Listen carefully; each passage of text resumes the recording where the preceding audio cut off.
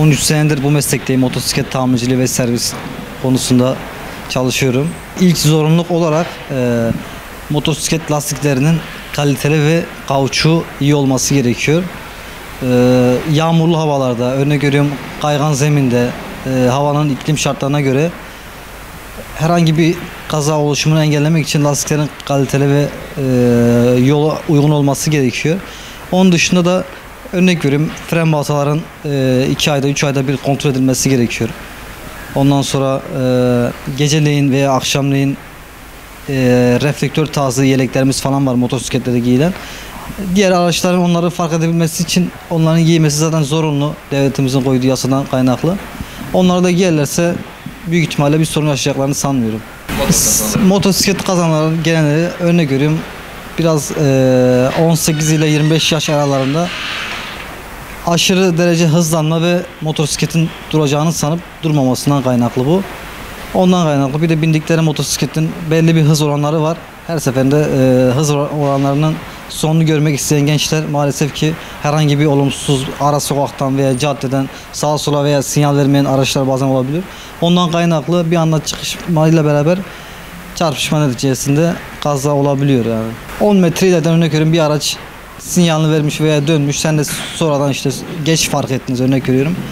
Fren baltaları veya fren mekanizmasında sorun olmazsa bir şekilde ufak tefek hasarlarla durma ihtimali yüksek. Ama frenlerde sorun veya az tutuyor veya lastik kalitesi iyi olmayan motosikletlerde motosikletin frene bastığı an motosiklet sürücünün altından kayıp bu sefer de araçların altına girme gibi şeyler söz konusu olabiliyor. Fren bakımları örnek veriyorum motosikletlerin zaten kilometreye bağlı bakımları var. Bazı vatandaşlarımız bakımlarını aksatabiliyor.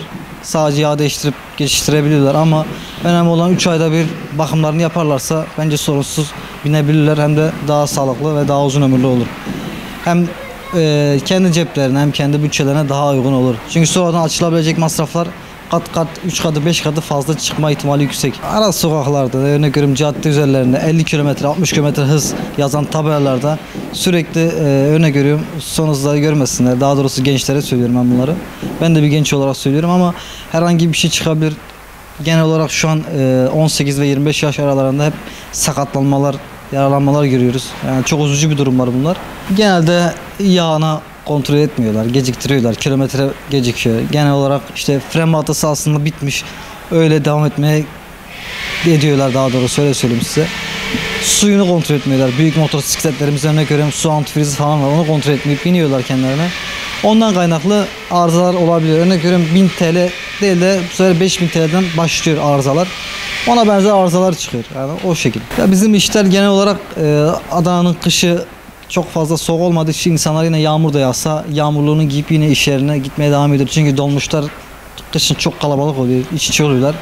Ve ister istemez biraz da hastalık falan oluyor, grip falan benzer şeyler oluyor. O yüzden insanlar yine motosiklet kullanmaya devam ediyor ama bizim işler genel olarak Nisan Mart'ta başlayıp Ağustos Eylül'e kadar devam ediyor. Yani yazın bizim işler daha iyi olur. Çünkü insanlar motosiklete binmeyi tercih ediyor. Araçla bir yerden bir yere giderken sürekli trafiğe takılabiliyorlar ama motosikletle aralardan örnek veriyorum sağdan soldan devam edebiliyorlar. Hemen hemen nasıl söyleyeyim %60 azalıyor, %40'lık bir kısım o da mecburi işe gidip gelenler veya kurye arkadaşlarımız var. Onlar biniyor motora. Kışın lütfen lastiklerinizi kontrol ettirin. Bildiğiniz veya gittiğiniz servis arkadaşlara sorun. Kaliteli bir yol tutan güzel bir lastik takın. Fren baltalarınızı değiştirin gerekiyorsa. Motor yağınızı suyunuzu değiştirin, kontrol ettirin. Kışın yolda kalmayın çünkü yağmurda yolda kalmak biraz sorun olabilir. Çırak bulmakta zorlanıyoruz. Kimse yani şu an bir ufak oğlunu, kardeşini örnek vesaire göndermek istemiyor. Daha yüksek örnek veriyorum asgari ücret üzeri maaş alabilecek işlere göndermeye çalışıyoruz. İşte 15 yaşında, 16 yaşında, 17 yaşında, 18 yaşında. Hem meslek öğrenmeye gelen çok az. Meslek öğrenmeye gelen de burada ne kadar haftalık vereceğini soruyor. Veya ne kadar aylık vereceğini soruyor. Ona benzer sorular var. Şu an biz de zorlanıyoruz. Hatta hiç yok çırağımız. Ufak kardeşim var. Onu getiriyorum bir anda. Yani bizden sonraki nesil biraz zorlaşıyor artık. Ve artık çırak da kalfa da bulunamadığından kaynaklı artık diğer ustalar da örnek veriyorum fiyatları çok yüksek, işçilikleri çok yüksek çekiyor. Aynı yurt dışı hesabı oluyor artık. Yurt dışında nasıl işçilikler daha da çok pahalıysa aynı Türkiye'de artık ona geçiş yapıyor. Çünkü ustalar azaldığı için motor yapacak kimseyi bulamıyorlar. veya işi bilmeyen kişiler öne görüyor motosiklet yapmaya devam ediyorlar ama insanları mağdur ediyorlar. Yani iyi ustaların da işçiliği pahalı olduğu için onlar da eleman bulamadıkları için gelen ustaya da yüksek bir miktar öne göre asgari ücretin 2 katı 3 katı bir maaş verdikleri için mecburiyetten o yüzden fiyatları yüksek yapıyorlar. Ondan kaynaklı.